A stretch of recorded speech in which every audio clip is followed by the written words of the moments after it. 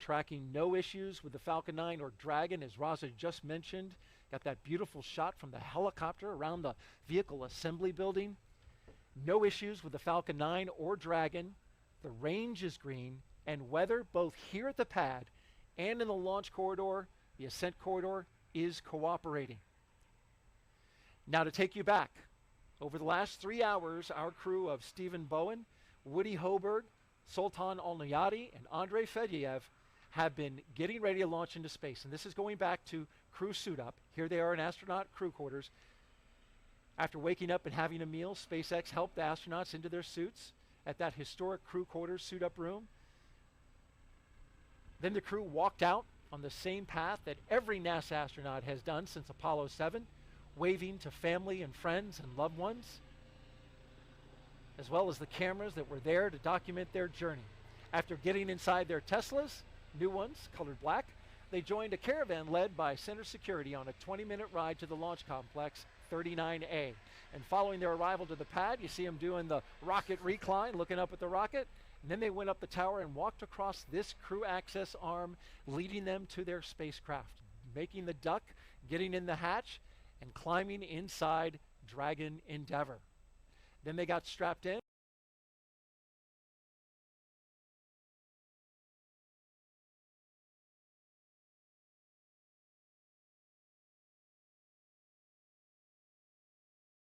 That's right, and we'll start with the mission's commander. Steve Bowen was born in Cohasset, Massachusetts. He holds a bachelor's degree in electrical engineering from the U.S. Naval Academy and a master's in ocean engineering from the Joint Program in Applied Ocean Science and Engineering at MIT and Woods Hole Oceanographic Institution. In July 2000, Bowen became the first submarine officer selected as an astronaut by NASA. This will be Bowen's fourth trip into space as a veteran of 3 space shuttle missions: STS-126 in 2008, STS-132 in 2010, and STS-133 in 2011. Bowen has logged more than 40 days in space, including 47 hours, 18 minutes during 7 spacewalks. As the mission commander, he'll be responsible for all phases of flight aboard Dragon, from launch to re-entry. Warren Woody Hoberg is from Pittsburgh, Pennsylvania. He earned a bachelor's degree in aeronautics and astronautics from MIT and a doctorate in electrical engineering and computer science from the University of California, Berkeley. He is also a commercial pilot with instrument, single-engine, and multi-engine ratings. The mission will be Hoberg's first flight since his selection as an astronaut in 2017. As pilot, he will be responsible for spacecraft systems and performance on Dragon. Sultan Al-Niyati will be making his first trip into space, representing the Mohammed bin Rashid Space Center of the United Arab Emirates. Aboard Dragon, he'll serve as a mission specialist, working to monitor the spacecraft during the dynamic launch and re-entry phases of flight. He spent time in the UAE military prior to becoming one of the first 2 individuals selected by his country when they started their space program just a few short years ago in 2017. Al-Niyati will be the first UAE astronaut to fly on a commercial spacecraft.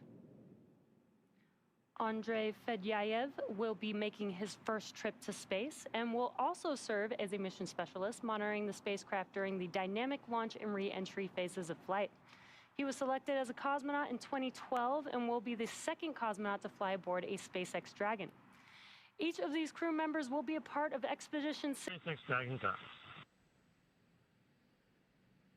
That call out there just communicating to the crew that the launch teams are troubleshooting a small issue with TTEB, and they will have some more information for the crew in the next couple of minutes. That TTEB, as I mentioned earlier. Dragon isn't configured for terminal count. And there's that call. Tanks are pressurizing for strong back retract. A lot of information coming through right now, just indicating that that Dragon is now on internal power, and now we are basically preparing to retract the strong back, which is the white structure there to the right of the rocket. We will see the clamps open just under those clamps, just under the Dragon trunk. Those will begin to open, and the strong back will retract away from the vehicle.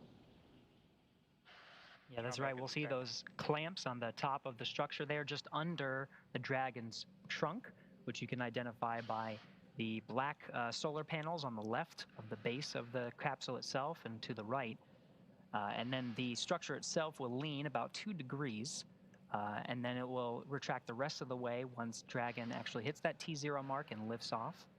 We're seeing those clamps being undone now.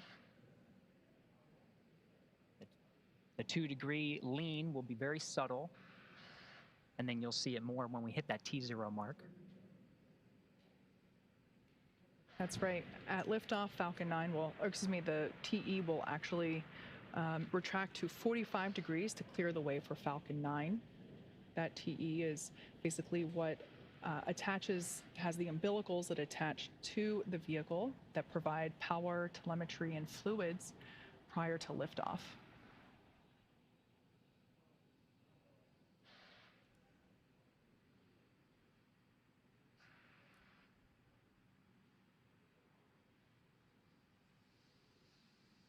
Now coming up in 10 seconds, we'll be listening for a call on stage 1 liquid oxygen load being complete.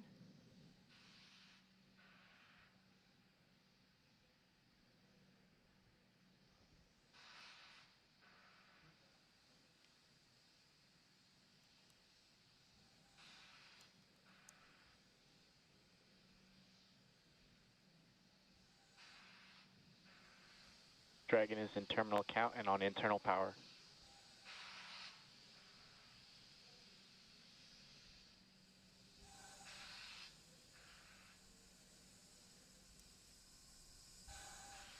On his 2 minutes, 30 This is seconds. the LD on countdown 1. Hold, hold, hold. We are standing down due to a T-tab ground issue.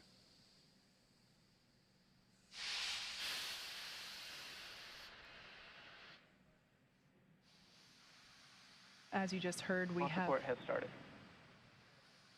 As you just heard, we have a hold tonight due to the T-tab issue that I mentioned prior, and the Dragon SpaceX with that call from LD. You are go to step into 5.100 launch scrub.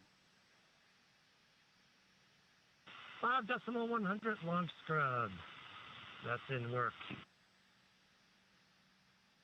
As with everything else, we are prepared for all scenarios, including, unfortunately, as we've seen tonight, a scrub. So the teams are now stepping into those procedures. That's right. Again, it was the teams were tracking a ground issue with T-tab. That's the ignition fluid that actually sparks with the oxidizer and allows the engines to fire